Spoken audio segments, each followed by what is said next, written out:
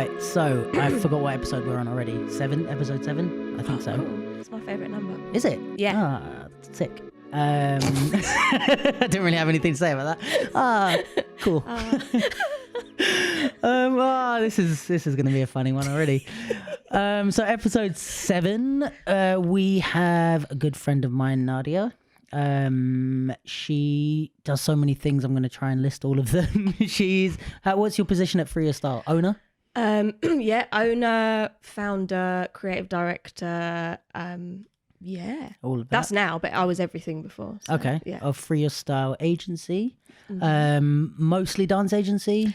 Dance, acting, martial arts, all that malarkey. But dance isn't the main thing? Yeah, I guess it is. Okay, Yeah, right. yeah. Is that on purpose or just how it happened? Just how it's happened. Yeah. Cool. I didn't even know it was going to grow into an agency, if I'm honest. So it's all been very, just great. got rolling with it. Yeah. Sick.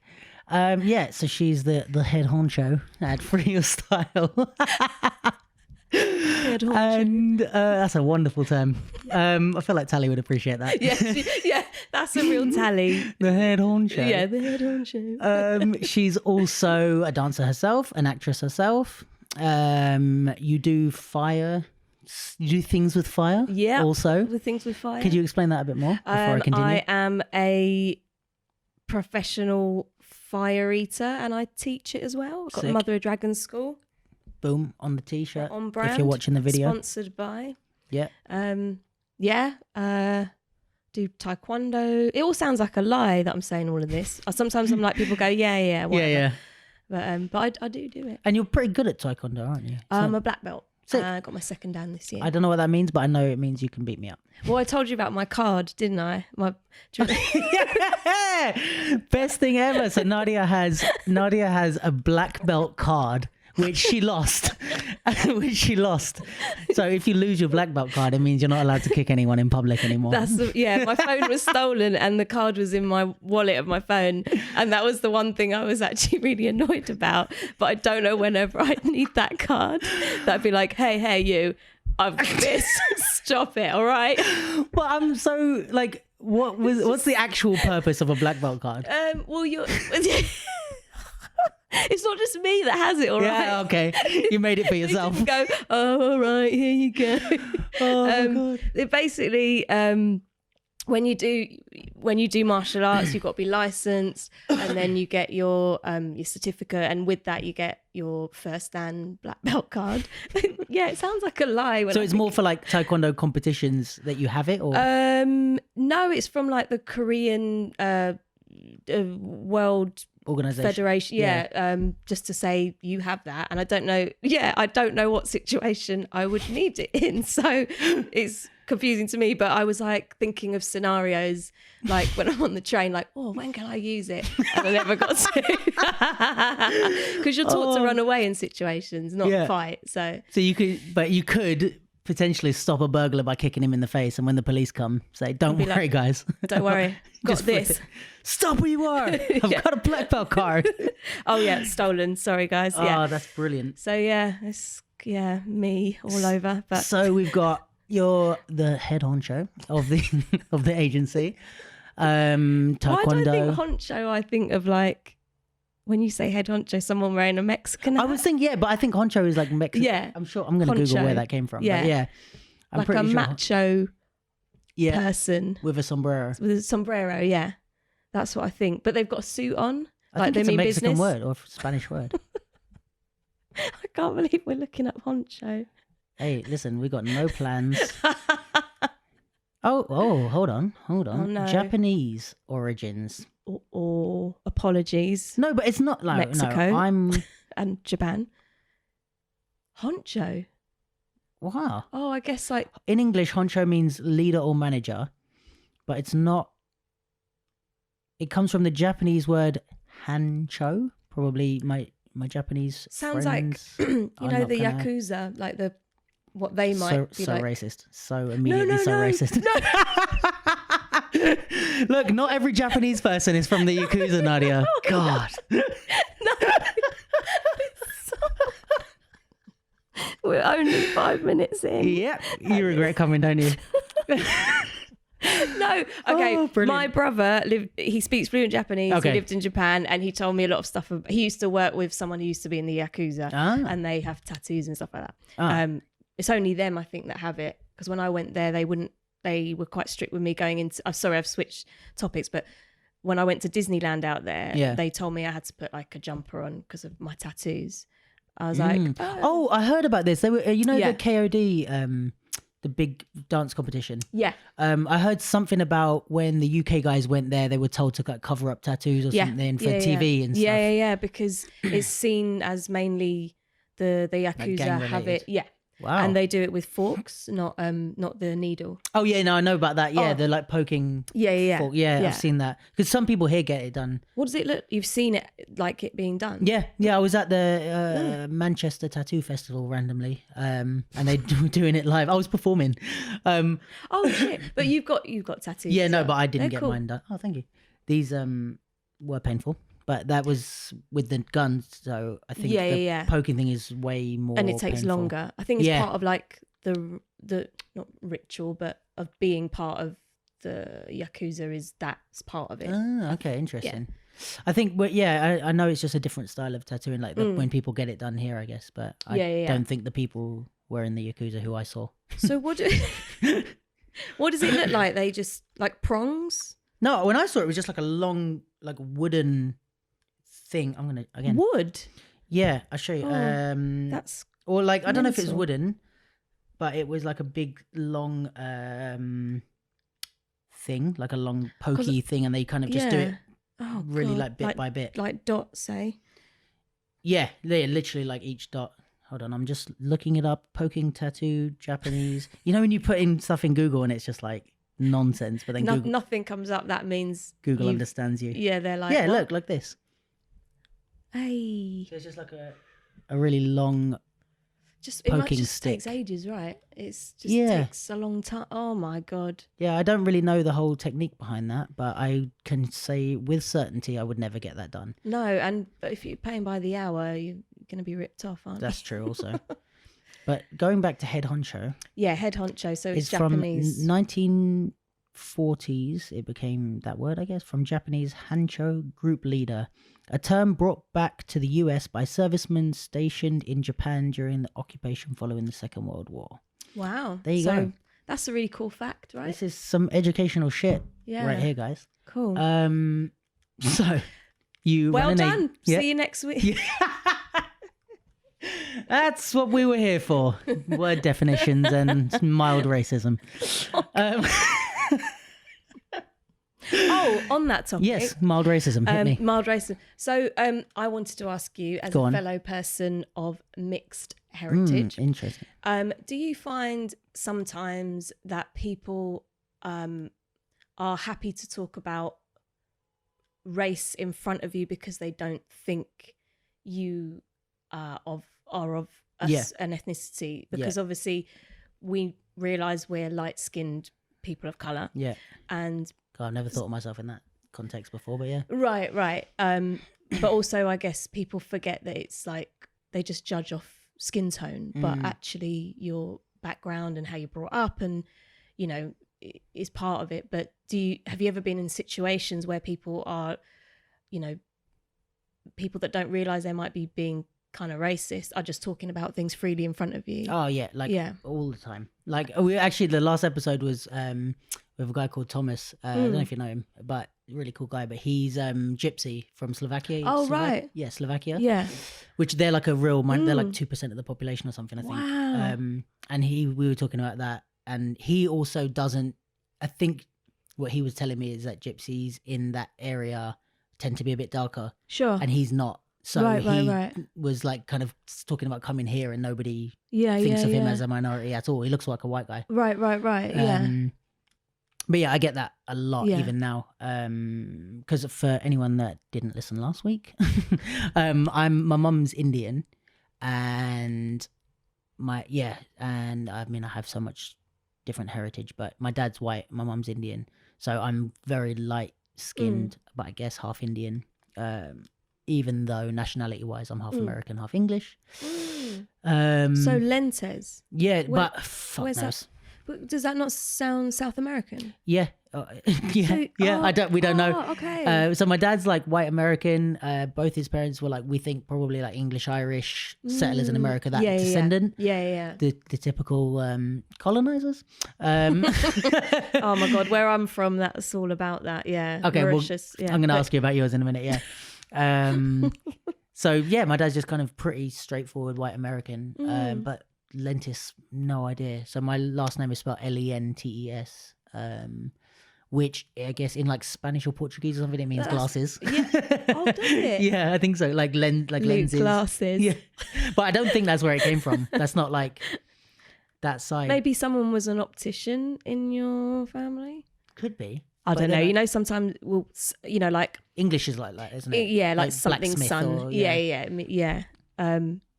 Where in India is your mum from? My mum was born in Bombay. Oh, Or wow. Mumbai now. Yes, She was born there Mumbai. when it was Bombay. And then she moved here when she was like 1 or 2. Oh, okay. So So- she's been here Yeah. more than. And it's funny because even like I grew up, I was talking about this on the last episode, but like dealing with like people being racist to me and stuff like that, and making and more people once they found out, especially in school and stuff. But yeah, I've just grown up identifying with being white, I guess, in the sense of like that's how the world sees me. So Sure. Yeah. and then I always like there's so many times I've like not, I don't know, I could have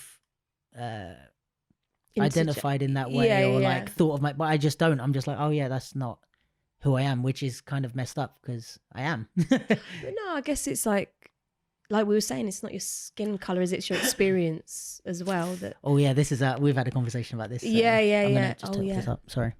Cool, thanks. That's all right.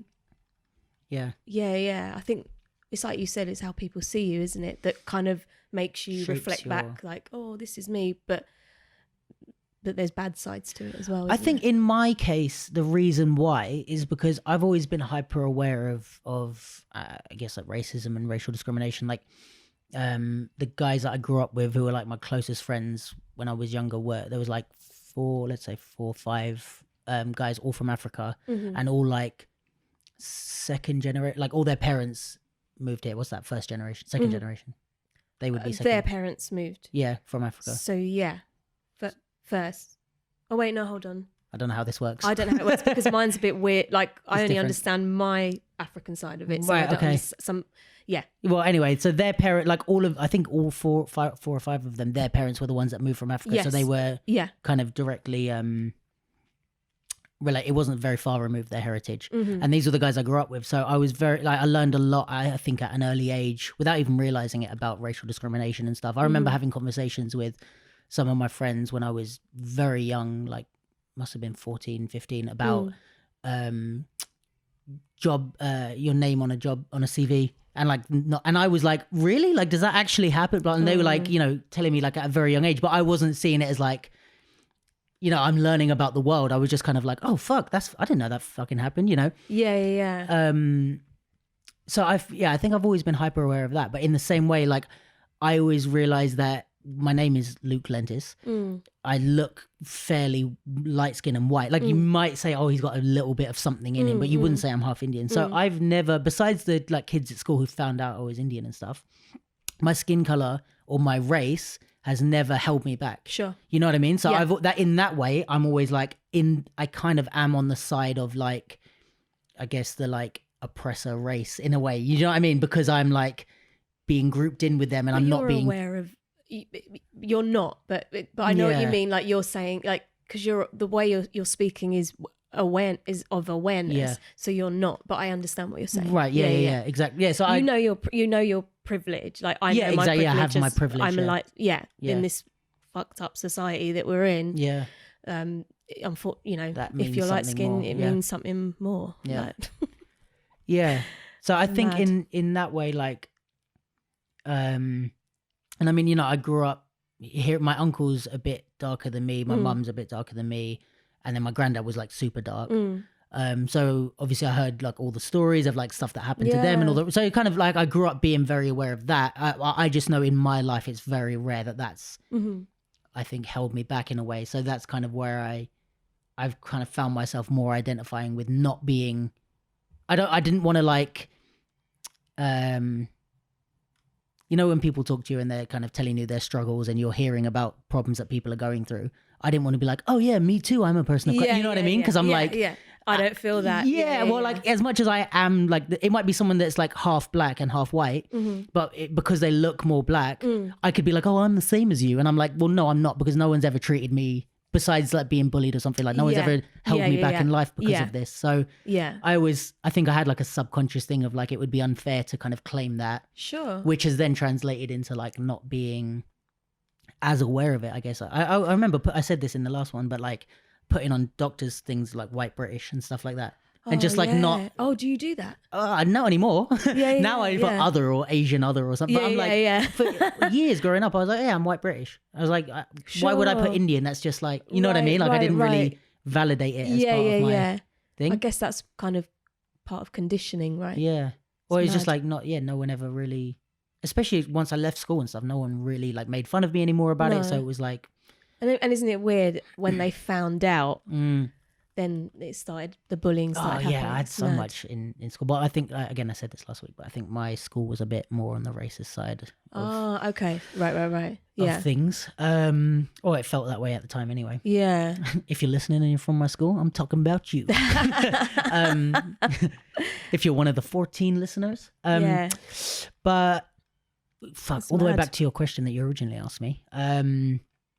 That happens to me so much. Like, especially, and that's the thing that's crazy is that, I mean, this is kind of like obvious, but that because even if I was completely white, why does that mean, why do you assume that I'm okay with you saying dumb shit? That's the, do you know what I mean? That's the thing of like, it's not even about who you're saying it in front. It's look what you're saying. Yeah. It's like people have that with loads of, they'll make jokes about gay people or something in front of me because I'm not gay, but it's like, but you don't know my stance. You'd like, why would you assume that just because I'm not gay, I don't care about those things or whatever, you know? Like, so it's been quite a few things I feel like, because also I feel like anyone that's more than slightly socially aware, let's say, I fucking hate the word woke, but I know, I hate it as well. So pretentious. It's really like, it's like a bit embarrassing to say you're woke, right? Like, I think, and it's also been turned into a bit of a cliche and like something funny. At the beginning, it kind of, I guess, meant something, but now it's like been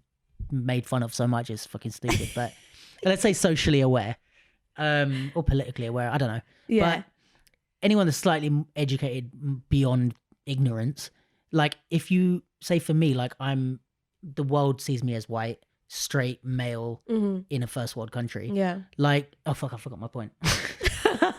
and that is... No, I'm back. Sorry. I'm back, guys. But like... You get lost in it. If you're any of those things, it's like you're I guess, assumed to not care about anything. You know what I mean? And it's quite the opposite if you are aware of those things, but you're like, I know that in my head I care about these people and all the different types of thing, and I want to be educated on it and I want to know. But I also know that all the people that are doing the oppressing identify with me for all those multiple reasons. So I kind of like, in a way, if you think about it, it's a position of power because I can change things from the inside, which I feel like is kind of my secret agent role in society is I can infiltrate and talk to people like maybe they're not going to see it coming or something like that. But it does happen that people like will see, oh, you're this, you're that, you're this, so I can say this, this, and this, and it's like, why does just being that thing? It doesn't mean that I don't care. You know what I mean? No, totally. I think people also think you can't care about more than one cause as well. They think, oh, you're on this side, well then that means you oppose the other, and it's like, no, just people forget grey area and medium and anything in between is really important. But I struggle with that, like caring about more than one thing. Like, not that I only care about one thing, but I'm like, I care about race and everyone else can fuck off. No, imagine that got cut out and just that part. That's the advert. Yeah. But that's the whole thing about obviously Black Lives Matter. Like that's the whole, no one heard of even like straight pride until like there was an opposition. And people think that equality, now that equality is slowly happening, there's still like an insidious thing of discrimination. We're taking steps towards. Yeah. People start going, oh, but what about me? And it's like, okay, well, tell me, straight pride, like, what's wrong? Oh, well, yeah, well, there's us as well. Okay, what do you want us to do to help? We'll march with you, but what's going on? Well, we're here as well. Cool. Is there a problem? Yeah. No. Okay, well, there's a problem here. Come and march with us. Yeah. Like, it does. You're visible. Yeah. You're always visible. Like, straight people have been celebrated so much, and now that it's that people who are gay or whatever sexuality people identify with, straight people feel they're being forgotten about. Yeah. It's like, we're okay. Like, but you know what I think it is like, because you're being celebrated so much and so constantly, and it's everywhere and it's ingrained in society, you lose, because there's nothing to I don't know what the word is, like nothing to compare or nothing to like get your there's a phrase I'm looking for and I can't find it, but like, because there's nothing to compare with, you don't feel celebrated, because everyone that you know that's like you is everywhere and we're all doing great, so you don't feel special. Privilege. Yeah, and that's privilege. Yeah. But when you see then, so it's like, for example, I just thought of this, but like if it's your birthday and everybody's at your birthday party, blah, blah, blah, but then you see one kid in the corner, somebody's like giving him a present and making a big deal of him. You're like, wait, what's going on? Like, because everyone in the whole room is celebrating you, but then that one kid is getting a present as well. And you're like, oh, but it's my birthday. Like, why do I feel like he's more special than me now? But it's because you lose. That's a good analogy. Yeah. Thanks. It's a good one. Yeah, but I like it's that. like you lose track of like what being celebrated is, because it becomes the norm.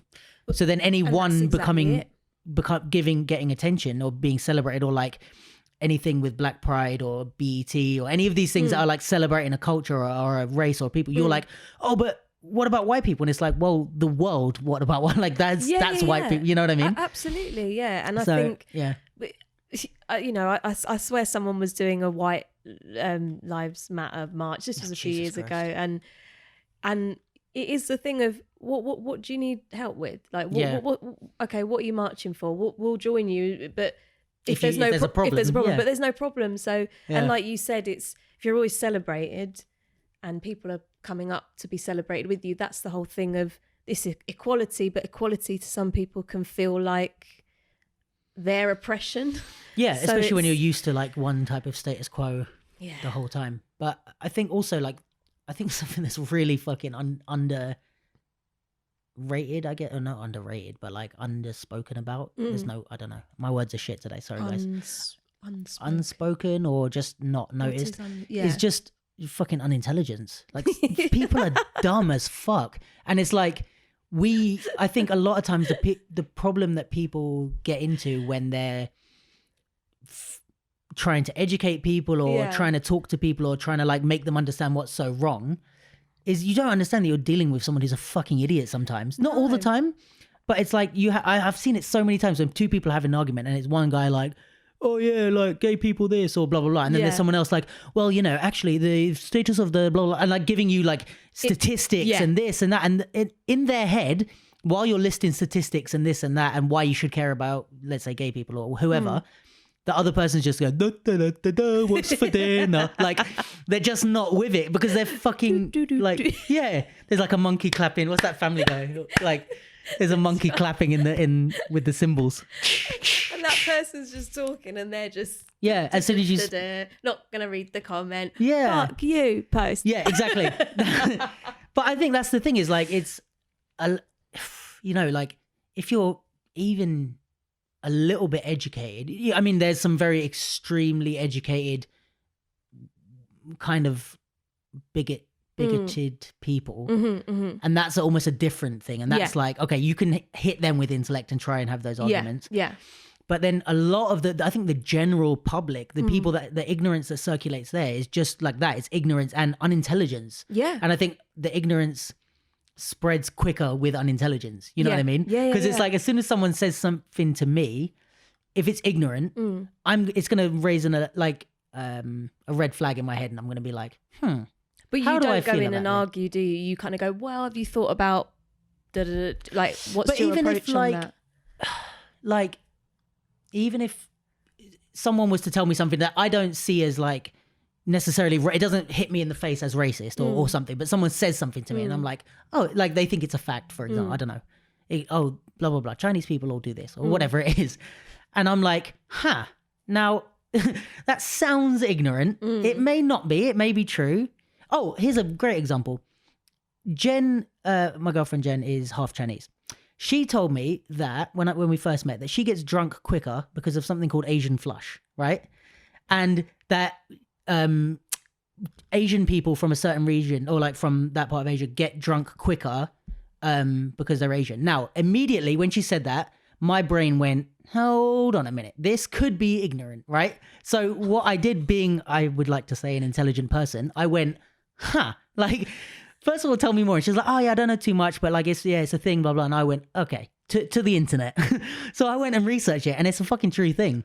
Like it's 100% true. There's an enzyme that in their body, there's an enzyme that breaks down alcohol. Oh, everybody has this enzyme that breaks down alcohol. And I don't know whether it's they have more or less or something, but basically it's true that from a certain region of Asia, if you're descendant from that part, your body deals with alcohol way worse. And you get this thing called Asian flush, which is your face gets red. And Jen, if you ever see her drunk, she gets very red. And the problem is it's really dangerous for these type of, like for Jen, if she was to drink without knowing this about herself, she could like die, because it's like you can get alcohol poisoning way quicker because your body's not breaking down the alcohol. Yeah. Mad fact, right? God, I love these facts. Yeah, it's like even the Asian flush thing. I was like, is that a term or is that just some racist shit? But you said it's only in one part. Well, let me Google while we're talking. That's so mad.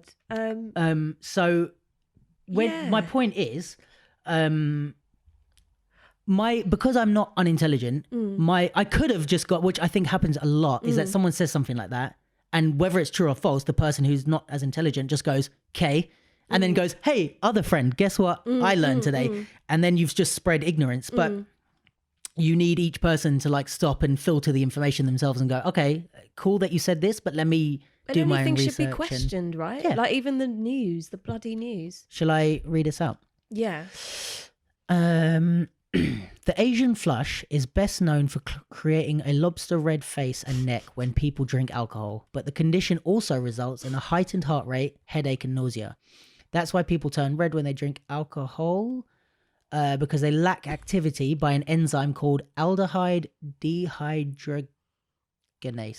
It's because you said lobster red. That's what it says here. I'm on Google. It says that. Why they say that? I don't know. Then I just imagine red. Jenny with a really red. Yo, I'm going to show you pictures after this. It's horrendous. Let's get her drunk. No, that's dangerous. Oh, yeah, no, but she can drink, but like she has to wait. Like everyone will be getting drunk and she's like, no, like let me wait until you guys are already drunk. I'll have 2 drinks and catch you up like that. It's crazy. So Jenny's a cheap date, right? Yeah. She's self-confessed cheap date. Jenny. No, but she says that. I have pictures here. I'm going to show you. So funny. But it's just like this is one of the first things she told me. Anyway, my whole point is that you like when there's unintelligence, ignorance spreads quicker because of these type of things, you know? Here, can you see that picture? Can you see how red her face is? I'm showing Nadia a picture of Jen drunk, but it's taken on a disposable film camera. Her arms are a bit red, right? Yeah, she gets like, it might be partly because of the color of the film camera, but like you can clearly see with like a not great quality like film that she turns like red. But yeah, she's That's like, so mad. I don't think I've ever, maybe twice I've been with her when she's had more than 3 drinks. Like 2 drinks and she's usually good for a night. Like especially if it's like a cocktail or something. And what's the danger? It's the blood, or is it because it doesn't. Because I guess we break down alcohol. Everyone breaks down alcohol as it goes, and then that I think what they're saying is the enzyme breaks down the alcohol. So if that enzyme doesn't act as efficiently, then it doesn't break down the alcohol and it just hits you like full on kind of thing. Yeah, that's mad. So she gets drunk super quick, and if she was to drink, she'd get very, very drunk. Do you know what? I know a story. A friend of mine, obviously, I won't say her name, but they when they were single, they'd go on dates with guys, whatever, and they'd have one drink, and they'd end up not remembering the date and be hammered, and they'd have to have the person take them home, and obviously that's really dangerous because you don't know who you're on a date with, and she'd wake up in her room like just sick everywhere or whatever, like just awful. She's like, what the hell? And her flatmates thought she was an alcoholic. She'd been in Right. her room for 3 days. Yeah. And she couldn't figure out what was going on. She'd go on these dates, have one drink, or go out with friends, and they'd have to end up bringing her home one drink, not even a whole drink. And it turned out she had a cut in her windpipe. Oh my God. So the alcohol was getting straight into her bloodstream. Holy and she was just like, like, and obviously these people that lived with her were just like, oh, she's a fucking alcoholic, like just really annoyed with her. But when she found out, she was like, oh my God, like, and everything like makes sense. And she met her man that she's married to now on like the last date she went on of her last drink, and he took her home and he looked after her and he checked in on her, and then she found out all this information, and obviously she doesn't drink anymore. But that's scary, right? Yeah. Did you have to have an operation or something? No, they can't really do anything. It's just kind of like you know that it's there. Yeah. Fuck me. It's weird, isn't it? Ooh. Damn. Yeah, the body's a fucking scary place. I'm pretty sure I got like, I don't know what the name of the date rape drug is. Oh, like a roof. Rohypnol or whatever. Just called it like a nickname. Yeah. It's not very good. But that's what. Like a roofie. Roofie. Yeah, no, just... Good old roofies. I've had that. So you've had that? I think I've had, like, I don't know, but I used to drink a lot when I was younger. Shout out to my mum if you're listening. No, she won't. Cheers. No, but like, I think I used to go out, you know, when you're a kid, you go out with friends and you drink and stuff. Cider in the park. Yeah, all those days. And I was never bad, like, you know, I'd drink and get drunk, but I was never like, first of all, I never forget anything. And I never, to this day, I never get drunk enough that I can't handle myself. Like, I've got stories like with Lee and like some of my friends that like, I've been wasted in like another country, but like, I'm struggling to stand up, but I'll make a calm decision to be like, right, I'm going to go home. Here's my phone. Here's my thing. This is the address. Walk up to the cab driver. Yeah. Like when it's that voice is there, but you're like, I can like, but it's going. I feel like, I have such a dumb like analogy in my head, but I feel like, you know, in Star Wars when them walker things are going, and like when they're going fine, it's all good, but then when the Jedi are like knocking them and stuff, they're like, whoa, and then they're falling, but then like inside there's an actual like the guy who's driving the thing, he's not fucked up, it's just the machine that's fucked up, but he's going like, okay, what do I need to do? Okay, we're leaning to the left, I need to pull to the right, and like, that's you in there with that's me in my head, like my body and my mind is kind of fucked up and I'm like walking and stumbling, but in my head there's a normal person going, right, you're stumbling to the left, lean to the right, like just like, okay, cool, like this is going to take you double of the time to walk to this place, so leave 20 minutes before you need to go because you're drunk and it's going to take you longer, but like I kind of counteract all these things in my head. That's like me actually. Yeah, but you just there's that voice that's why didn't I start talking about that? I don't know, alcohol.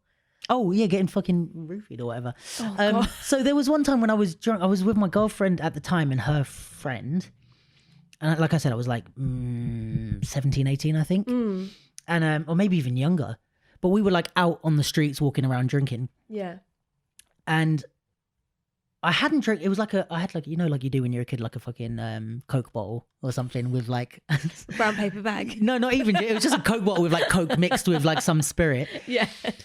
And it wasn't even that much. Even if I drank the whole bottle, it would have been like, you know, like a Coke bottle with like a fourth of it, or like, you know, a fifth of it would have been vodka or something, and the rest was Coke. And then I don't even know why the fuck I'm telling this story on the podcast. It's good. And then we were like. We were sitting somewhere, like maybe in a park or something. We were on the street, sitting somewhere. We had all our bags and stuff on one place. And then my girlfriend's friend like ran into someone down the road, like that she knew, and we could like see down the road. But then we thought something was going on, like the guy was being aggressive, or he wasn't, but we thought. So we got up and just kind of ran over to check on her and then came back, right? That's the only time I can remember leaving my drink.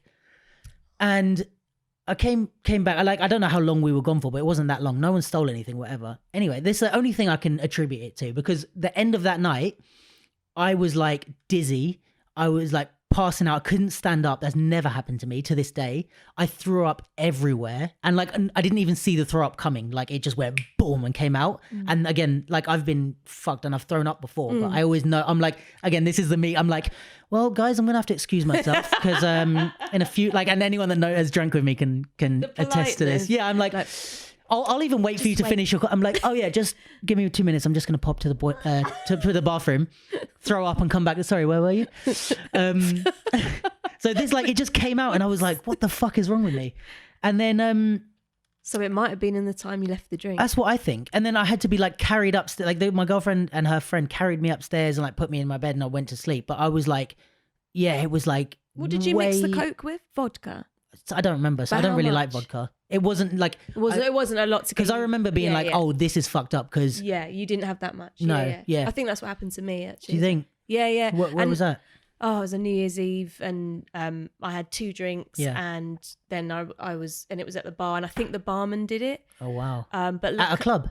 At a bar, yeah. Jesus. And because apparently that's quite common that some barmen just like to have a laugh, especially with women that are in groups of friends because they think they'll probably be okay. It's just it's weird culture. Yeah, I mean, I worked in bars a long time, so I've sort of run into those people. But and that happened, and it's. I mean, I know a lot of people can relate to this, but I like woke up from it. I mean, I know I was active doing things because people told me, but I sort of woke up with it in bed with my friend at the time. And I was like, whoa, what's going on? And he was just like, oh, are you like, what do you mean? And he was like, and I was like, oh, and I was like 21 and I was really like, anything could have happened. And luckily I was with a guy who was a mate of mine, even though he was like, sort of said, oh, but you were trying it on with me. And I was like, what? Right. So I was like, what the and it was, and then it was one of those things. And I know a lot of women do this and then probably a lot of men, but because of, when the Me Too movement came out, it kind of triggered a lot of things, and I started thinking about that because it's not as bad as what happens. People have been raped and just all this, but you kind of go the times that you've been in those situations where you're helpless and something's happening, and you know the amount of times I've heard women go, I just try to block it out because I don't want it to mean something. Right. And then. Not to get all serious, but who knows what could happen to you as well, like in anyone. And I have a feeling if it was anything, it was like because they saw the 2 girls. Yeah, it was. I doubt it was like someone trying to. I don't know. Maybe you never know. Yeah, I just watched a video on sexual assault of men today, actually. So I shouldn't be brushing it to the side. It could have been me. No, of course. Like it's the thing that guys. There was an MMA fighter that spoke about that. Being abused as a kid and how it's affected him now, and it's kind of like, whoa, like you just don't, because we're so conditioned to think men don't go through that. Yeah. We don't think someone like him who's strong, gonna go through it. But it's man. Yeah. Gosh, got Jesus. Serious. Yeah, we're living the ups and downs here, guys. So, but yeah, I can't. That is some fucked up shit. So how did we get? Alcohol. Yeah. I've worked in many a bar in my teens and early 20s, so maybe that's why I don't drink a lot now. Maybe, I don't know. Yeah. But what's some random jobs you've had? Because I've had some really shit random jobs since I was 15. And I don't know, random jobs I've had. Or jobs where you're like, I can't. The thing is, I've always hated, for anyone that doesn't know, I went freelance. Where are we now? We're January, a year and a half ago. So where are we? We're 2018, September 2018 was when I went freelance as a photographer, videographer, dancer. Let's say creative. No, really, just over a year now, or like a year. I thought it was like 2016 or something. You did. Okay. That's when I started playing with photography and stuff. But no, I was working at another school. So before I was freelance, I did 3 years working with kids that have autism in mainstream school. That. Yeah. I fucking love that. It was cool. My favorite job. And that's what my mum did for years. And she's like a deputy head or something. She's like deputy head, or I don't know the difference, that's assistant cool. head or something of a school for autism. Sure. Funnily enough, Autism with Attitude, the dance group. Yes, yeah. The school that they're from, that's her school. So she works with Jonathan that runs the thing, and so they all know each other. That's great. It's so funny, because she started asking me about stuff, and I was like, how do you know about this random this UDO thing? And I'm like, how do you know about UDO? And she's like, oh, because I'm like, oh, okay. It's like mum's cool now. Yeah. I'm like, oh. So yeah, I was doing that for 3 years before, which I fucking loved. That was my any job that wasn't creative like that, or dance wise or whatever. That was my favorite. And then before those, any job that wasn't that, I kind of didn't like, because I didn't, or not that I didn't like, I just didn't care. But I didn't have anything that was horrible. I worked in a hostel. in King's Cross. Okay. But it was like a nice hostel, yeah, like a YHA. I don't know if you know those. Well, like, back in the day, King's Cross wasn't very nice, but I imagine when you were there, it was probably it was still pretty really decent. cool. Yeah. So the hostel was pretty good. It was like kind of like upper class travelers, Funky. let's say. Like it was quite expensive rooms. Slum it. Yeah, it's like, oh, I'm a backpacker, but I've got money, you know? yeah, I've just got this on my back and daddy's credit card. Yeah, it was that kind of vibe, yeah. So, yeah, I worked in a hostel. That was fun. Used to eat a lot of food and not pay for it, so that was cool. And I worked at Reebok, which was actually quite nice. That's nice. Yeah, it's not a bad job, but it's like retail. I fucking hate retail. Yeah, I don't like retail. It just feels fucking pointless because there's no creativity. Like there's nothing. Everything's from head office, so you can't move a fucking shirt to the other side without checking the sending an email to 7 different people. And that's someone's job, isn't it? The visual merchant. Even the visual merchandiser had to do what the head office, because they were asking it was a discussion of whether I wanted to go into doing visual merchandising creativity wise, and I was like, and that's what, because Dee Dee, who's on your podcast, she did that for a bit, but I think she'll even say she might have had more at House of Fraser, I guess. It's less of a step to go to the head office, but even with Reebok, you've got the thing, then the regional area, then Reebok, and then Reebok are owned by Adidas, and then Adidas have the head office.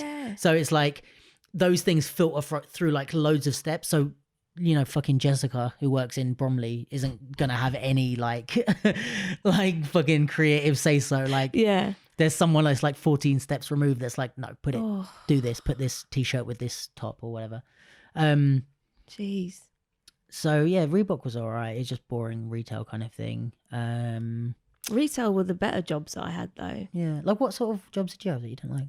I washed cars when I was 15. Does that count? Yeah, I did that as well. Yeah, I went round the houses. I washed your car for 50p. Well, we worked at a what do you call it, where they sell cars? Oh, like a dealership. Yeah, but it was a kind of, not a dealership, a fancy one. It was just a big lot, the big car lots. Yeah. There's a huge concrete nothing, okay, and they're just rows and rows of cars with all the prices in the window, and you just walk around. So we used to just go once a week and just fucking wash all the cars and get paid 50 quid or something in cash. For clean. Okay. But it was a good 5-6 hours work. Yeah. Now if someone was I'll pay you £50 for an hour work, I'd be like, ha, ha, ha, for what? And then actually, yeah. No, I probably wouldn't. At this point, I wouldn't. I'm a bit older than you as well, because I guess that. I mean, technically my first job was when I was 7, and my dad was heavily involved in the anti-apartheid movement. Right. And my auntie would be like, come upstairs and help me pack the campaign, the t-shirt saying anti-apartheid. She'd pay me 20p for the day, and I'd be like, yes. And a weekend it'd be 50p, and that was mine. I'd be packing them with her and stuff. But I worked in, but I had on the lines of alcohol, not that we're alcoholics, but I worked as a tequila girl. Oh, did you? I can't imagine you doing that. I know, no one can. It was so not some people have got it right, but you can imagine me I don't want to be here. Yeah. And you had a costume and a cowboy hat and shit like that. But what I used to do, because I was harassed a lot in that job, and men would put their hands up your skirt, and you'd be like, fuck off, and you'd feel really alone and you're just there. But what I would do is, and this is for anyone who's got those pourers, you have the tequila, and this is how they did. This is the shit you'd put up with and you had to do. You'd pay, as me, I'd pay the bar £70 for a bottle of tequila, right? And it was my job to make back more than that what the bottle's worth. See how shit that job is. Yeah. But you have mixer, right, as well, that goes with it. So it's got chili, lime, so you've got tequila, mixer. So what I used to do to these dickheads is I'd go, yeah, woo, and I'd put my finger over the hole of the pourer of the tequila, pour the mixture, and they'd be like, whoa, that was nothing, let me have another one. So I'd be selling them shots and shots without them having any tequila, making shitloads of money and not have to get back any. But I only did that to the dickheads. I didn't do it to nice people. But they'd have no tequila, be like, yeah, I'll do another 5, and they'd be spending all this money, and I'd still not gotten through a first bottle of tequila that I would have to buy for 70 quid and make money off. So I mean, that's just smart. It's hustle mentality in it. I did a lot of that, and I've been dressed as a sandwich, handing out flyers. Before college, I used to do that. I didn't want anyone to see me. Oh, that's brilliant. Just that is like jobs. real like hustle jobs. Yeah, shitty job. Cleaning toilets at one point. Did you? Yeah, Fair enough though. Yeah, I was Gotta like, make it happen sometimes. that was, you know, there's one point where you've got like 5 jobs and you're like, I'm trying to live in a town that I was brought up in, but it's really expensive for me to live in. Yeah. Where were you from? London. Oh, right. Yeah. I was like, which town are you talking about? London. Yeah. Yeah, the most expensive city in the world or whatever. Yeah. Fair enough. Oh, do you want to hear a fucked up story about working in a bar actually? Well, yeah, not go a bar, on. But like, I worked in a pub when I was younger, and I can't remember exactly what happened, but they were like, they didn't get their inventory right a few times or something, and it was like they had sold more than. Oh yeah, the money wasn't. Yeah, it didn't add up. So there was like less money and more. No, more money. There was less money and more alcohol gone, right? Yeah, something like that. Yeah, that's when they're like, who did what? Yeah, but what the manager did, which I was like, I can't fucking believe this is happening. And I never did it, but I was like they would tell me after the shift, like, oh, this is what we did. But they would add, when people were really drunk and they did a big long bill, they'd add a shot here, a shot here, a shot here onto the bill, and they'd just pay the full amount, and you wouldn't know that you've paid for 3 shots instead of 2. That's what they do. Yeah. And they made the money back to equal, you know, however many bottles. And they were like, oh yeah, we made back 3 bottles. And I was like, what do you mean? And they told me like, oh yeah, we add it on and then we make back the money on these 3 bottles or whatever it is.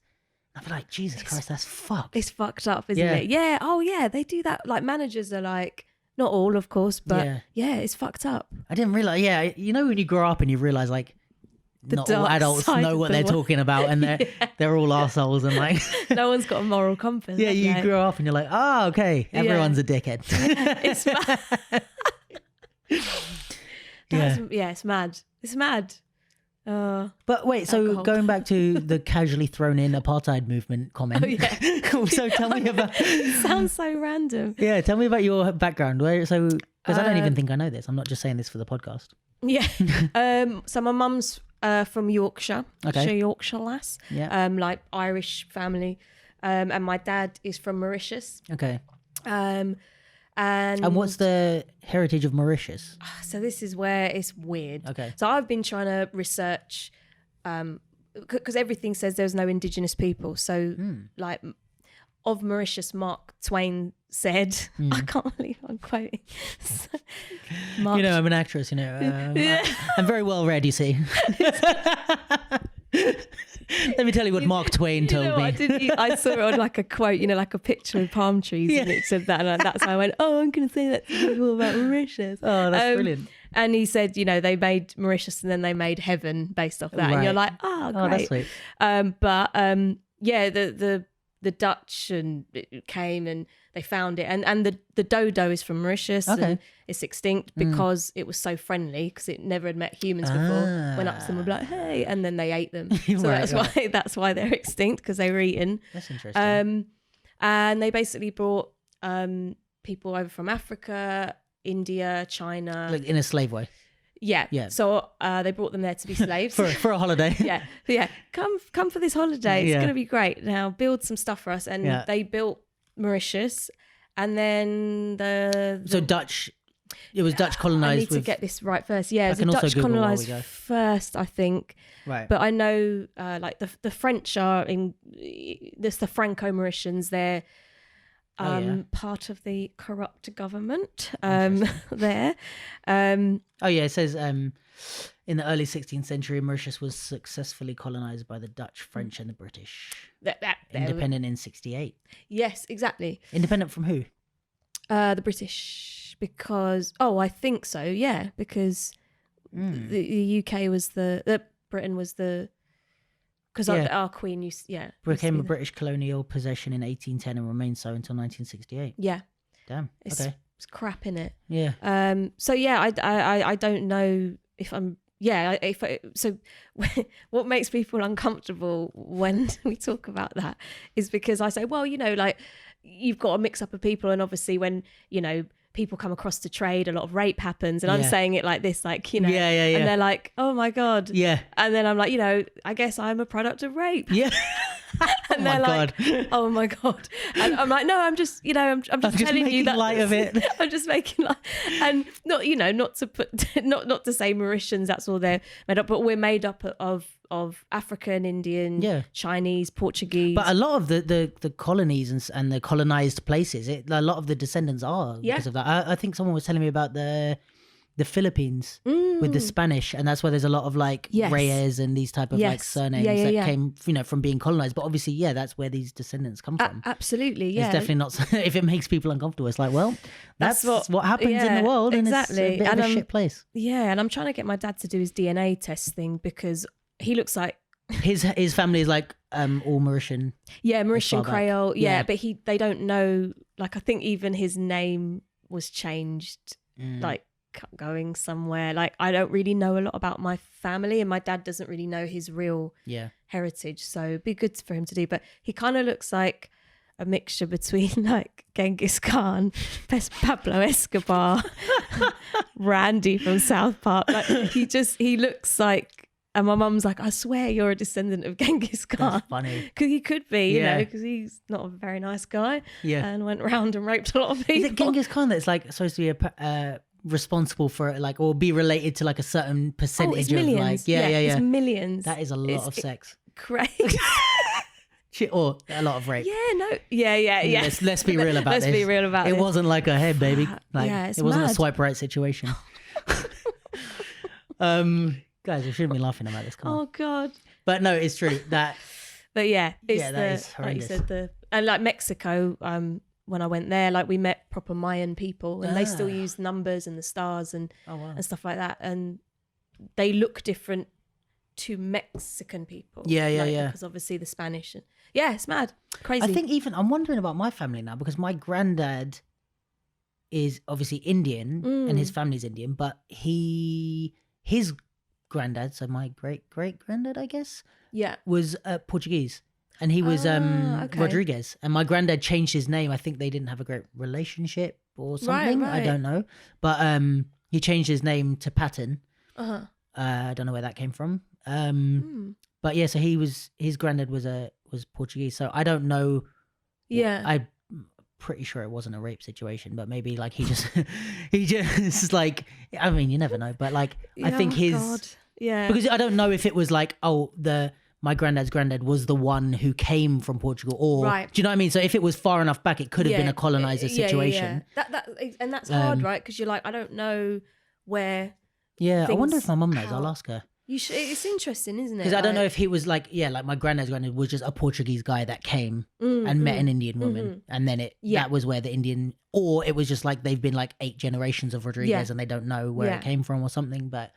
So I have Portuguese blood as well somewhere. I thought you were, like maybe Portuguese. I've had so many, like a lot of people guess European, like I've had like Italian, Portuguese, I think Cyprus. Lentes as well. I was like, South America. I just, I don't know.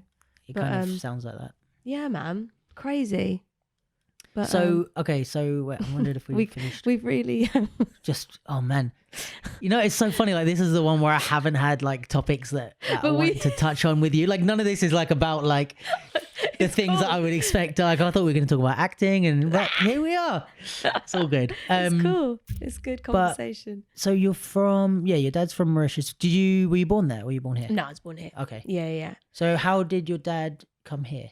He came here to go to university because back then, like, how old? 60s, 70s. Yeah. Because my dad's 70 odd now, but he's still kicking it. He's still going, living his best life. Yeah, he's doing it. Swimming lengths and stuff. He came here for uni because it's kind of seen if you come to the UK to get further education that you're more accepted. Right. Back then it was, and my mum and dad met at university, but she had to put up a lot with, and he did, obviously, going out with a black man. And they got a lot of threats and stuff. And my dad loves to tell the story about how he punched someone in the face who was being racist to him, and everyone cheered. And he tells it all the time. And it was made better because he said he was carrying like a charity box collecting for like a charity. Yeah. And the guy went and kicked the box, and my dad was like, hey, what are you doing? And the guy went, yeah, whatever, said something racist. My dad boxed him and everyone cheered, and he tells that story. That's like one of those stories where there's no light you can come off badly in that story. Like, you are the hero from every angle in that story. He always tells it, and it's so good, but we're like, you've told this story. It's like, did I ever tell you about the time when I... It's like, oh, racism, you say? Let me tell you about this time. And he shows off that he was teaching English to people at uni that came from out of, he'd be like, yeah, well, I was the one teaching English, and, you know, all these English people about, and I'm like, okay, Dad, like, he was so always funny. The hero. But so what's his native language then? It's Creole, so it's like... Not like Haitian Creole, or... It's a bit like patois, so kind of like French, it's broken, like pidgin French, they call it. Yeah. So it's... That's what they speak in Haiti, right? Yes, but I it's think not the so, same... yeah. So like... We're Googling again, guys. Same with how you know Dre. Dre is a dancer on the dance scene, part of Z Nation, and he's from Madagascar, which is the sister island next to Mauritius. I didn't know that. Right. And everyone knows Madagascar because of the cartoon. Yeah. So if I get questioned when I go to the airport, especially New York, they're like, oh, where are you from? Because they see my surname, and I'm like, Mauritius. Where's that? Oh, next to Madagascar. Oh, and I can see that they're seeing the cartoon in front of them, and they're like, oh, great. That sounds wonderful. Yeah. So I know they speak that in Madagascar as well. But again, it's all part of the, you know, them being colonized and stuff, like the French language is stuck there. That's why a lot of French go there to have holidays and stuff. So what I'm reading here is that in Haitian Creole, most of the lexicon is made up of French words. Mm-hmm. And though some of them are words that aren't used by standard French speakers anymore, yes, for the most part, they have the same meaning as the original French. Mauritian Creole has a tendency to take French words and give them a new meaning. That's just Mauritian. Like Gayn, which comes from the French gagner, to earn or to win, means to get or to obtain in Mauritian Creole. Oh, right. So just kind of the same. Yeah. I guess maybe like... It kind of Quebec sums them up. And French, kind of, maybe. Yeah. Although I've never heard what Quebec French sounds like. Jen will speak it. Okay, I guess it's fucking hilarious. It's so funny because I just can't wait to speak to Jen more. Yeah. We'll get her on. Yeah. We'll do it when I get more mics set up. We'll get a 3-person and we'll just get Jen to sit in the middle and talk shit. But I love like Quebec French or like Montreal French, because it's like. It's very, even the pronunciation is really different. Yeah. And like they have it's so funny, some of the fucking like phrases they have. Like I can't think of any now, or I can't think of any that are not incredibly vulgar. But some of the is like. Is that because of Jenny? Yeah, and friends of hers, and like her brother's a nightmare as well. But like some of the like phrases are like, they'll say something. Yeah. Like, I don't know, they just, like they'll take it in a really funny way. They'll explain the thing. So it's not in like traditional French, or they'll say it how like an English person would say in English, but with French words. And like there's so much But mix. that's funny though. Yeah, I love it. But it's also like I'm trying to learn French. So oh, cool. I've been studying for like 4 years. So I can speak like, mate, I can have a conversation. I don't know, like for how long I've been doing it is not an indication of like how good I am. Because I'm quite lazy. Bonjour. Okay, I'm better than that. Parlez-vous? J'aime appel. Killing it. There you go. That's more than I know. No, so I started off doing lessons with Clara, actually. Oh, sick. So she used to teach me, like, we used to meet up once a week at Costa and like sit for like 3 hours, and she'd give me tasks and stuff. And then it got to the point of like just conversational French, and she'd like pull me up on stuff. And I mean, I would love to do it, but she's also very busy as well. And you're not bothered about the writing, are you? It's just the conversation. Because I write on text, so it helps me to learn. Like I have a lot of French friends, or like even with Jen, sometimes I'll write in French.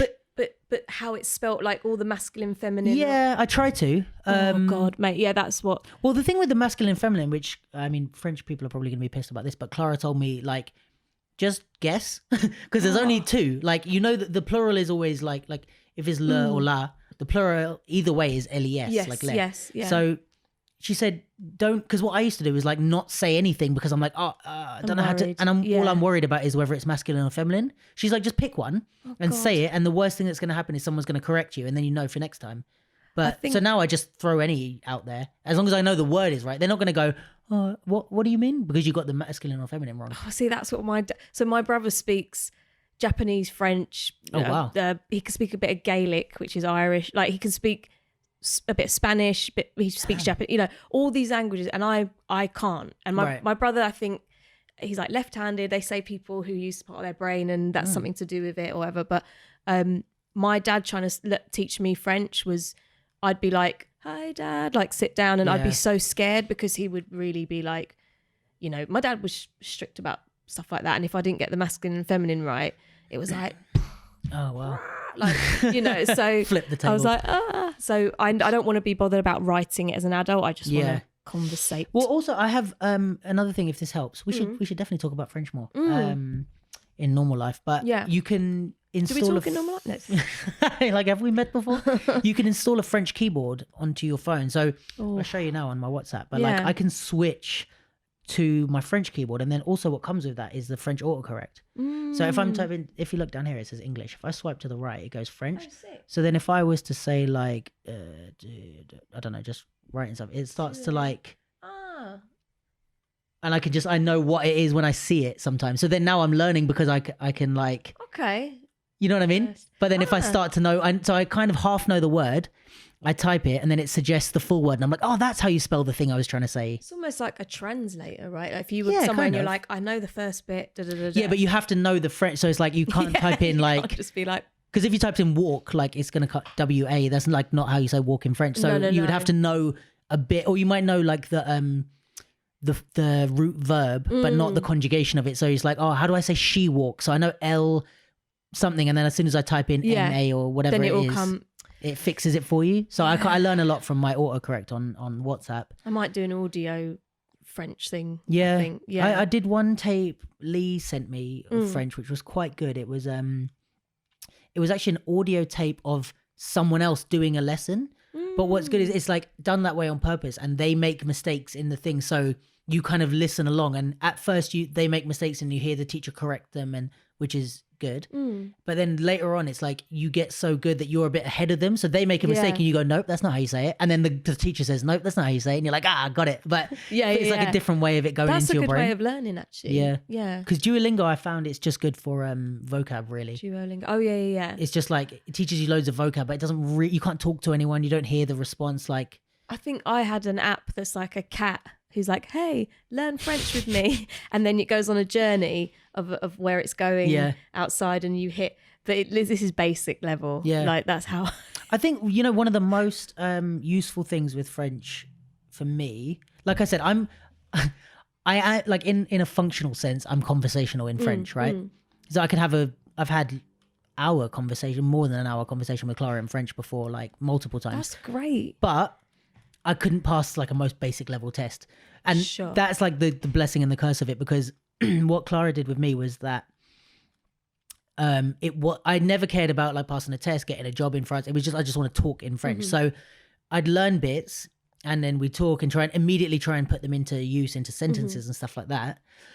But then what we would do is when we got to the point where I was being able to put together sentences and say stuff, if I didn't know how to say something, she would say, find another way to say it. So if I'm like, I don't know how to say, we're on the podcast now. I don't know how to say that in French. I don't know how to say podcast, whatever, blah, blah, blah. I would, in French, go, okay, me and Nadia, we are doing the thing with the microphones that I record every week. Like I could say all that in French, for example. So because I don't know the word, I find another way around. Yeah. And what that stopped me from doing is even when I knew stuff, I would kind of pause and overthink. Someone would say something to me in French, even like a really, hey, how are you today? And I'm like, I think I know how to say I'm good, but I want to say I'm feeling tired, but I'm like, oh, do I know how to say feeling, blah, blah, blah. Like, yeah. And then I'd stop and I would stutter and I wouldn't say anything. But now I know I just find another way. So I'd be like, yeah, I'm okay, but I didn't sleep much. So you know how I'm feeling. Like I'd say something like that because I can avoid the words that I don't know. Yeah. But what that means is there's a lot of holes in my a lot of waiting, like for you to talk like 2 minutes, like explaining around something. Like I've had, cool. I've had things where like I'll talk about something really deep that's like me and Clara, like we would have real conversations, but we do it in French. And also that's another thing, like when it's real, you want to express the thing more, so you get there rather than just being like, my holiday was good. It's like, you don't give a shit. Yeah. When you're like saying why you're upset or something in French, you have to find the thing. like I said, I've had conversations like that where we're talking about real subjects, and then I come to find out 3 years in, I don't know how to say tree in French. You know what I mean? Sure, the basics. Yeah, I was or like the other day, Jen was like, something about the months, and I was like, I'm not sure what this is, and she's like, you don't know your months? Like, what the fuck? But it's just there's holes because I'm like, I don't talk about months really and when I speak guess French. If you're just doing conversational, it is like the basic things almost come last. Yeah, but that's great. You're way better than me. I just know when I'm being told off in Creole, and that's it. And I'm like, okay. Yeah, because there's a lot of Jen's or like a few of Jen's friends that we know speak Haitian Creole in Montreal. I think there's a lot of Haitian people in Montreal, I want to say. Okay, yeah. So yeah, that's quite a big. So she knows some Haitian even because it's obviously mixed with French. That is. I didn't know that. I don't think she can speak it, but she just knows words and phrases. But they can understand French though, if you know, like, because in Mauritius they understand French. They just but then didn't. I don't think they learn it at school. It's just they know Creole, and then French people go because that, and then they just speak reverse it back. Engineer kind of thing. Yeah, they're literally I don't know for Montreal because a lot of those guys I don't know because they speak French as well because they're in Montreal. Yes. So I don't know if it's because they speak both or if people that are just Haitian can also speak French. I don't know how that works. Yeah, it's crazy. Language. Yeah, that's mad. I love that. Which there's a book that I love. I just lent it to Lee called there's two. One is The Unfolding of Language, I think. The Unfolding of Language. Yeah. And then the other one is Through the Language Glass, like Through the Looking Glass, or something like that. No, it sounded like you made it up. No, yeah, I'm just making up. Through the language. I've got over 3 books, you know. It's like, what are the names of them? The Bible. And you're reading the dictionary upside down. Like, I know many words of many syllables. No, but I love the books because they're like, even if you're not into language, but they kind of got me into it. But the first one is like how Unfolding of Language is how language came to be and how some, like, if you think about how many words are being taken out of our language, but then like or that we don't use anymore, but then also new ones are being created and like how that works and just all the basically how it unfolded across the world. Yeah, well, we use old words in new slang. Like brethren. Yeah. You know, it's kind of cool though. I like it. Languages. I like stuff like I read like a little expert of a book that was like the quotes that we say, or not quotes, the sayings, and where it comes from. I love stuff like that. And I think there was something about the elephant in the room. Yeah. I might have got this wrong, but it was something to do with about back in the day. I think it's in India. Elephants sounds like there's a connection there. Yeah, like 2 leaders of whatever, like if they wanted to insult the other person or really get back at them, they would buy them a white elephant because they're a lot to look after, and that would drain them of their money and all that kind of stuff. Oh, like a real live one? A real live elephant. Right. And they'd be like, here's a gift, but it was always like, it's like, I think it was a Victorian times. An unspoken insult kind of thing. Yeah, when they'd be like, I've bought you some new socks, it's a gift, and they'd have like cyanide in them, and when you put them on your feet, they soak up and you die. Sounds horrendous. It was like a gift. Yeah, that's just murder. Yeah, it was murder in a gift. Right. Happy birthday to you, dead. Yes, I think that's that one about the elephant. I might have that wrong, but it's those things, and you know, I love stuff like that. It's cool. Yeah, I love those origins, and even like it helps me to learn French as well. Like with the like. Froid is cold in French, but then I don't think of it as cold. I think of it as like frost, frozen. It's like all from the same root word. So anytime you like go back and think of like where the root, and sometimes I'll look it up and it'll be something really random. Yeah. But I'm like, I get why that root word turned into that, and now it sticks in my head way more. Yeah. I hear you. Yeah. Sometimes the start of it is another word meaning the same thing. Yeah. And the other book I was talking about, Through the Language Glass, I think, is Why the World Looks Different in Different Languages. That is so fucking interesting. Even if you're not into language, it's like how the one I always talk about is like, say, for example, the way we categorize and the way we view the world is through the glass of the language that we speak. So if I was to put on the table like a red bird and a red cup and a blue bird and a blue cup, right? In our culture and our language, we would say that the birds are the same thing and the cups are the same thing. Right. So it's like, what are they? They might be the same color, but that's a bird, and that's a cup and a cup. Sure. In some languages, they would be like, that's a red, and that's a blue and a blue. And what they are, like what the physical form of that, isn't as important as what the color is. Oh.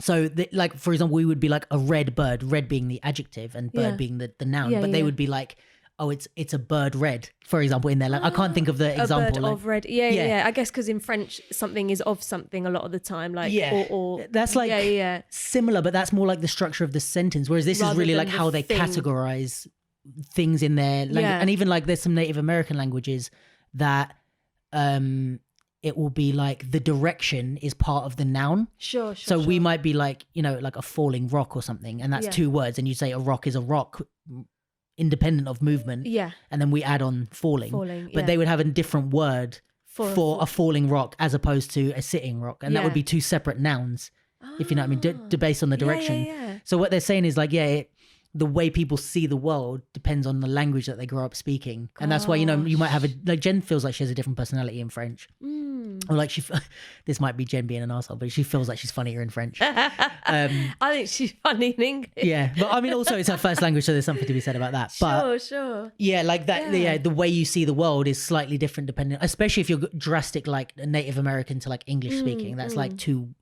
drastically different ways of speaking. I love that. And that maybe explains a lot of our differences of why people get offended by stuff. It could be, yeah. And it's like, no, hold on. We do it this like. Yeah. Another thing is like they, I just love telling this as well. Like they used to think at one point that the ancient Greeks were colorblind, right? And scientists used to honestly believe that we developed color sight in recent times. Like we evolved it in very recent times because, have you heard of the book, The Odyssey? Yeah. Right. In that there's some of his color descriptions are very weird. So like he describes the sea as wine dark, and there's a few others that they were like reading it and they were like, there's no explanation for why you would describe the sea as the same color as wine. But does that not go back to I think it's blue that they never had the name for until not recent, like 10 years ago. But I wonder if that comes from that. Well, what they were saying in the book is that that's true. Also, there's a whole section on how and what order. It's really interesting, but like the order that cultures develop names for the colors, it's pretty formulaic around the world. It's always like a similar pattern, which is weird. Like the color orange, I think, came from the fruit because they used to call orange red or pink or something. I hope I've got that right. But yeah, we'll Google it. But what they were saying about the ancient Greeks, so at first they did loads of studies about thinking that people were colorblind up until like the Greek times or whatever. Obviously that's not true.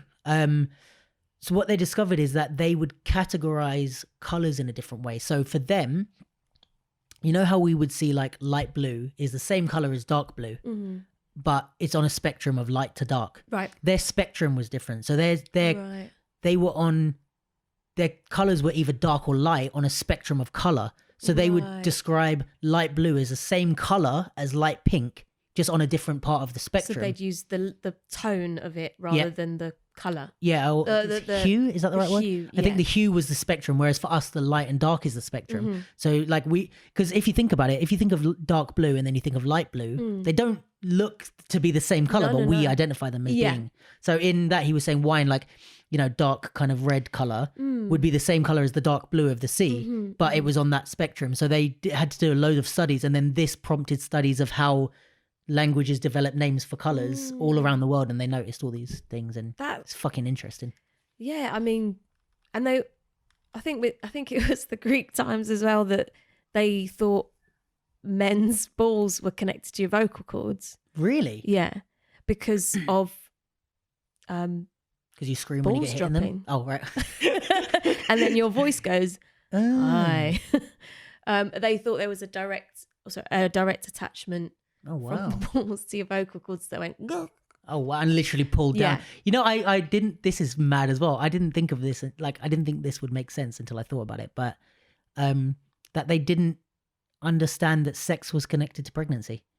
And like, I think that, but if you think about it, how would you know that that's, until it happens. especially if you're in a culture that it believes like gods and stuff like that was the thing. But having sex, it doesn't happen the next day that you get a bulge. No. So I guess or even in a few weeks. Yeah. So I guess it would be hard to put the 2 and 2 together, but I think it was like ancient Greek time or I might be talking shit, but there was a certain period where they didn't relate the two until later. So I wonder if that's why a lot of the stories are like, the gods impregnated her and she had a baby the next day. And then everyone's like, oh my God. But actually, no, she was pregnant Like, because if you think about it, when does a woman start showing that they're pregnant? It depends. Like some people, like it can be like a month or 2 months. That's when it starts. I think 2 months actually. But even then it's not like. From conception?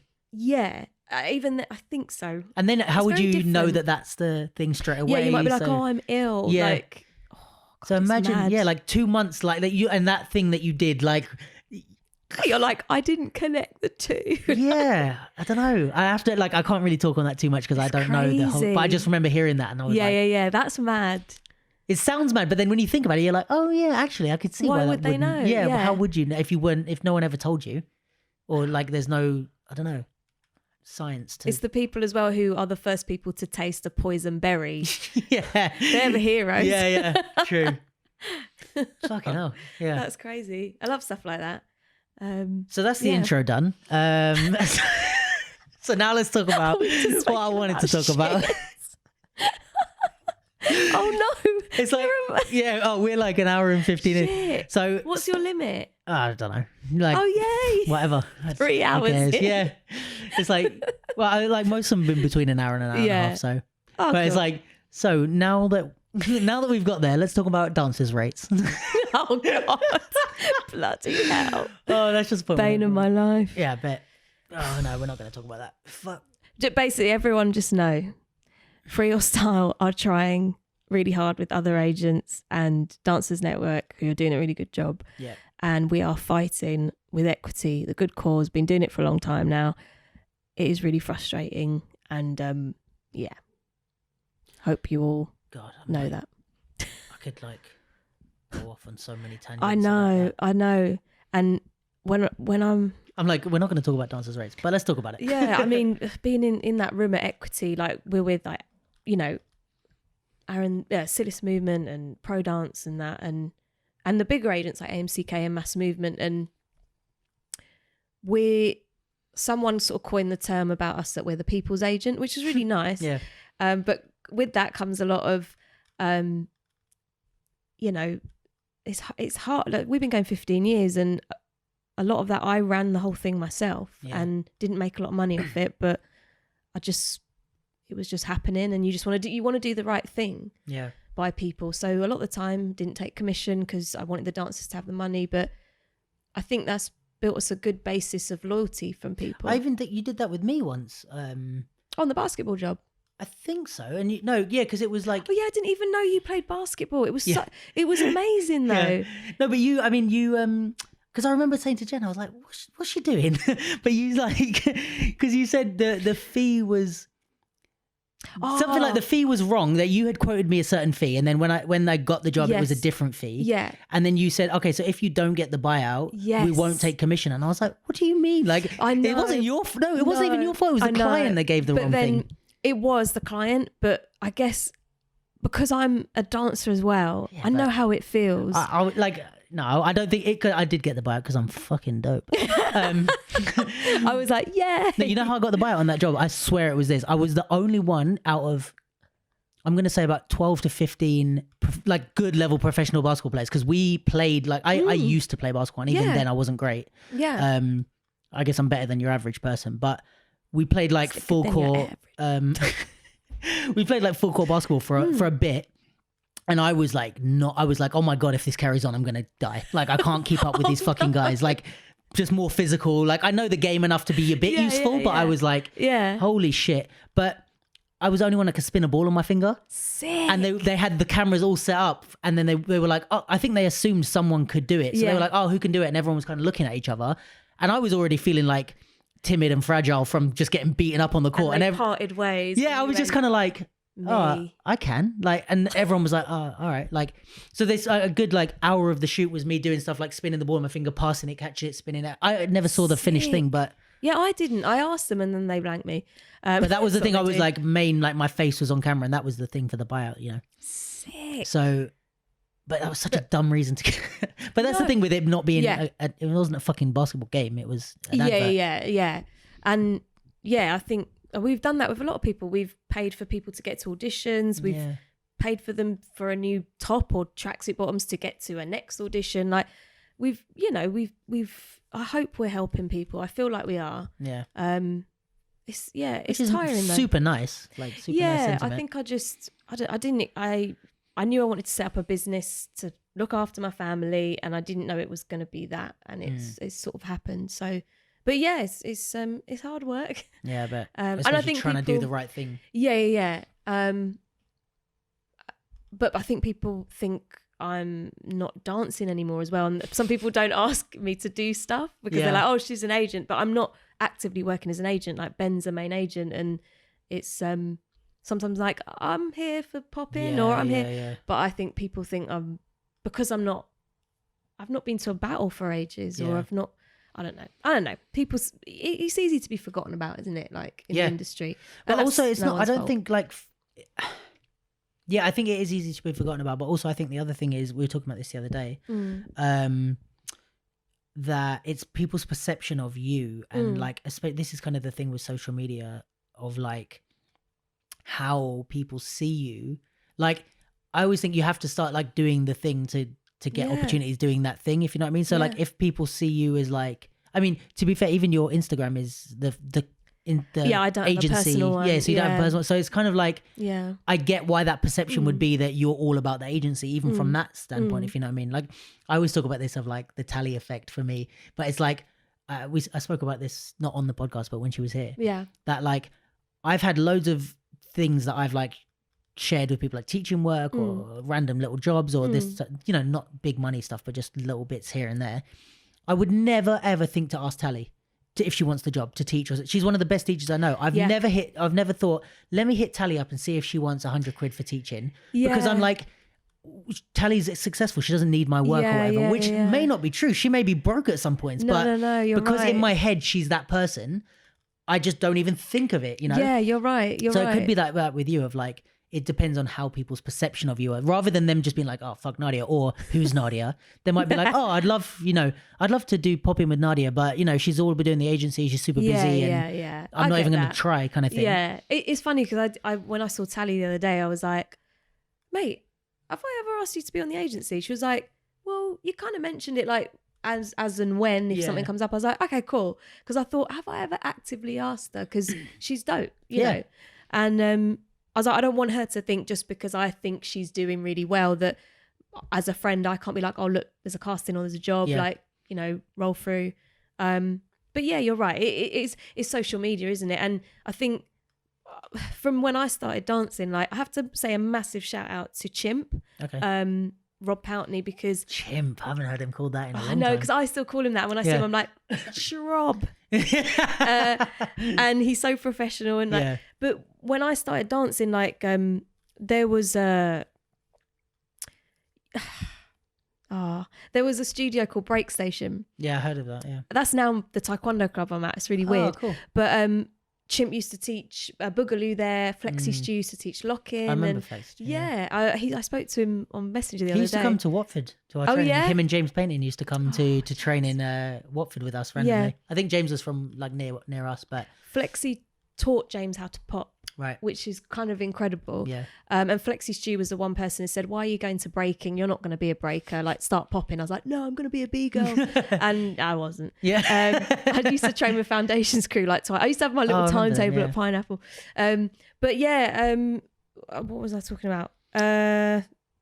Rob, you said you have to shout out Rob. So there wasn't it wasn't when I started. Locking was my first one. I started with Jimmy Williams. There's a lot of us in that Jimmy Williams generation, but we never. So when the pioneers were coming to do workshops, you wouldn't know about it from social media, because I only got MySpace, I think, when I was 23, and when I was 19 to like the years before, it was you saw the posters at Pineapple or the studios. Oh, the Electric Boogaloo's are coming, and you had to ring Chimp and be like, I want to book my space. Yeah. Okay, you pay when you get there. And then you didn't know who was going to be there, or you'd get a text going, I'm going to, and then you turn up, don't know how many people. Yeah. And he really pushed that for everyone. Like, he really got people down, and I'm really grateful to him because I learned from the Boogaloos quite a lot. Even with Shabadoo, didn't know who was going to turn up. Even Jimmy was there. Jimmy came to Shabadoo's workshop, and we were all like, oh my God, Jimmy's our teacher and he's here. And it was so crazy. And Shabadoo was ripping into Jimmy, but Jimmy was taking it going... And Shabadoo was like, you've been doing this a hot minute, right? And he was like, yeah. And he's like, I can tell. And we all just felt cool. Like, Jimmy was taking, Sick. But that's, I don't know how I got onto that, but I don't know. You said shout out Rob, and then you shouted him out. I think we're talking about, the dance stuff. Agents. Yeah, no agent would take me on. So I kind of wanted to help people out. Yeah, because the underground scene and battlers and poppers and that weren't seen as serious dancers for stuff, so I kind of wanted to go, here we are. Yeah, sick. Yeah, man. Yeah, cray. Enough. And yeah, definitely, like, anyone that's listening, check out FreeYourStyle and all the work Nadia's doing. Dancers Network, definitely worth checking out. Yeah. Follow you them. were on not a podcast, like a video panel discussion. Yeah. You were on one with them. They did a lot of cool shit. I don't know if anyone that is on there is going to listen to this, but you guys are dope. Yeah. What else? Yeah, anything else to promote? Anything coming up that you're doing that you want people to know about? What about the fire workshops?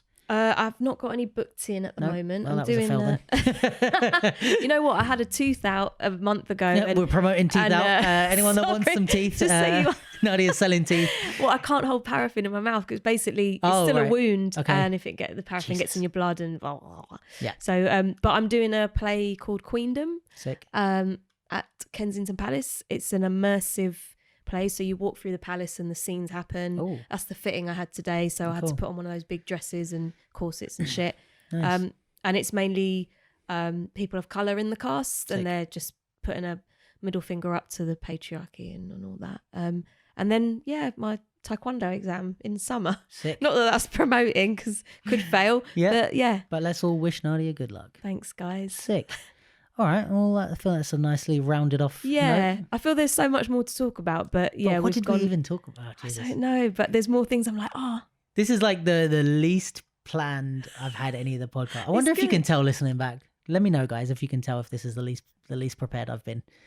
We'll know by how many views, right? I don't know. They'll be like, no, I think the views are more down to you. It'll be me like, watching. No, I think it's more like the views are more like if people want to click on your one. They won't, will they? I don't know. Let's see. Maybe you might probably draw in more of a fucking crowd than me by myself. So that's why I have a guest Jenny's every time. At our next one. Yeah. Oh well, I don't know when because yours is going to come out. Let's see. Whenever my round 2 is just me inviting myself back. Yeah. I might do it like a side version where Jenny. Yours is 19th of February. Oh, okay. So it's a while now, 3 weeks from now. Sorry, we're recording early, guys, because after Valentine's Day. I have a career and I've got shit to do. Oh yeah. So I'm just recording these as early as I can. Any future guests? This is our first official. We might keep that on every episode now. Let's see. I think you should. This is our first official podcast not merchandise, like podcast guest thing. Yeah. And Nadia kindly brought this to the house as a present for us. I just feel you shouldn't come to someone's home if you've been there the first time without a gift. So Kieran, Dennis, Dee Dee, Tally, they've all been here before, but they didn't bring me any gifts for the studio. Oh, Harry and T-Boy will have all been out by now. They didn't bring a gift. No one brought me a gift. Do you think? Oh no, I lied. T-Boy brought me clothes. Oh, clothes. Does that count? Oh. He was getting rid of them. Oh, but they were nice. I don't know. I think it's I can't wear a cactus. People think they. Why not? It would hurt. Depends what item you were replacing it with. Oh god. Oh god. Well, some people think their presence is a gift. Oh, maybe that's what. So you didn't think your present was a gift and you just brought I had to. I was like, I'm not really worth that much. I'll bring a present. Here you go. Aww. Maybe this would have worked. So, how do you feel about being a cactus? You have to do the voice. Oh, I forget that not everybody's watching the fucking video. Nadia's put the cactus in front of the mic, guys. And he didn't really have much to say for himself. Name's Billy. So anyway, any next guests, bring me stuff. Or just fill, plants are good because then it'll fill the whole thing with plants on this table. Oh, that would be nice. Yeah.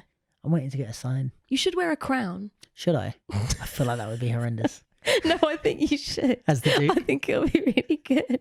But it's like cardboard. It's like a bit shit. So it's, I think that'll be good. Like, I'm not one to take myself seriously, but maybe a bit too seriously for that. But maybe. I'm trying to be intellectual here, Nadia. Sorry. No, I'm joking. Well, I don't know. Nothing about any of these episodes has been intellectual, I don't think. All right, let's wrap it up, because we could do this for hours and I'm hungry. Yeah. So thank you for coming on. Thanks for having me. Podcast. Didn't feel like a podcast for us. I was just chatting, right? Yeah, we'll see if that is a winning formula or not. Maybe people hate that, and I need to actually ask some questions about you. But we're working it out as we go, guys. We're rolling with the punches. It's all good. So someday I can be the head honcho, which is from Japanese. Japan. So very racist stereotype we had in our head. So maybe it's because poncho is mixed. Is something I think it's poncho. That can't be not the a reason sombrero. You just imagine. But just because it sounds like a poncho, we said it's Mexican. All right. Anyway. Yeah. So stop. This is another 40 minutes. Oh God.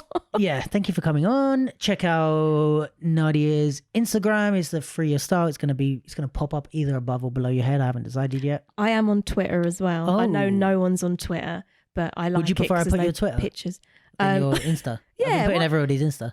Why not? All right. So we're gonna put the Twitter up. So whatever comes up, ignore what I said a minute ago. It'll be her Twitter. So cool. Yeah, you can also find her on Instagram at FreeYourStyle. At FreeYourStyle Co. At FreeYourStyle Co.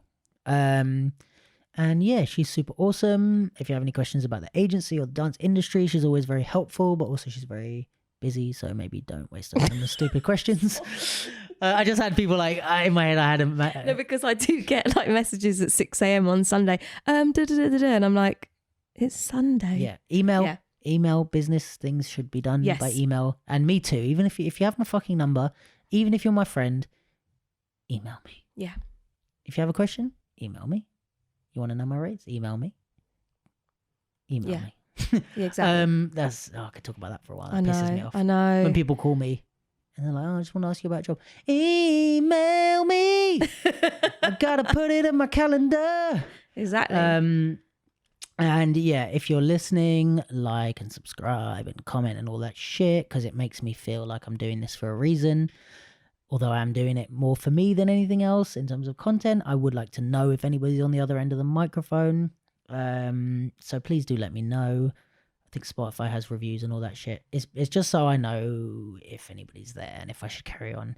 Everybody's been throwing their feedback at me, which is super beautiful. I love that. So please continue to let me know what you think. Can't say I'll implement it immediately or at all. I might not agree, but please do let me know. And sponsors will go here. Yeah, anyone that wants to sponsor me, I don't know what they would sponsor this for. The space is there for you. Yeah, I'm waiting on that call from Nike, but we'll see. So yeah, cool. Let's wrap this shit up and eat some curry. Oh yeah. Boom. Cheers. Cheers. Cheers. I'm not throwing